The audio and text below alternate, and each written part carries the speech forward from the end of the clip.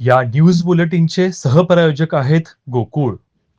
कोल्हापूर सांगली राज्यमार्गावर मालेफाटा येथे काल सकाळी 9 वाजता थांबलेल्या मालवाहतूक टेम्पोला भरधाव चारचाकीने पाठीमागून जोरदार धडक दिल्याने चारचाकीमधील दिव्या कानिफनाथ भोसले वय 22 राहणार नानद जिल्हा सोलापूर सध्या राजारामपुरी कोल्हापूर या विद्यार्थिनीचा मृत्यू झाला, तर तिची मैत्रीण देविका भुतेही जखमी झाली.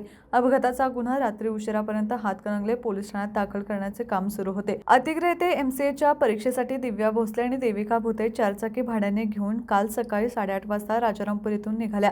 मालेफाटा येथे रस्त्याच्या कडेला थांबलेला मालवाहतूक टेम्पोला चारचाकी चालकाने पाठीमागून जोराची धडक दिली. चालकाचे नियंत्रण सुटल्याने चारचाकी 3 वेळा उलटली आणि रस्त्यावर फरफटत गेली. या अपघातामध्ये चालक तसेच दिव्या भोसले आणि देविका भुते गंभीर जखमी झाल्या.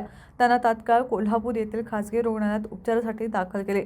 उपचार सुरू असताना दिव्या भोसलेचा मृत्यू झाला, तर गंभीर जखमी देविका आणि चारचाकी चालकावर उपचार सुरू आहेत. दरम्यान चारचाकी चालकाने सकाळपासून रात्रीपर्यंत गुन्हा नोंद करू नये यासाठी दबाव आणल्याची चर्चा होती. मात्र अपघाताचा गुन्हा दाखल होईपर्यंत दिव्या भोसलेच्या नातेवाईकांनी मृतदेह ताब्यात घेण्यास नकार दिल्याने पोलीस यंत्रणा कामाला लागली. दिव्या भोसले आणि देविका भुते या दोघी मैत्रिणी एकत्र राहत होत्या. सोमवारी देविकाचा वाढदिवस होता. परीक्षा संपवून दोघी वाढदिवस साजरा करण्यासाठी चारचाकीने जाणार होत्या. त्यासाठी त्यांनी भाड्याची गाडी घेतली होती. तीच गाडी त्यांचा कार ठरली. या घटनेने परिसरात हळहळ व्यक्त केली जात आहे.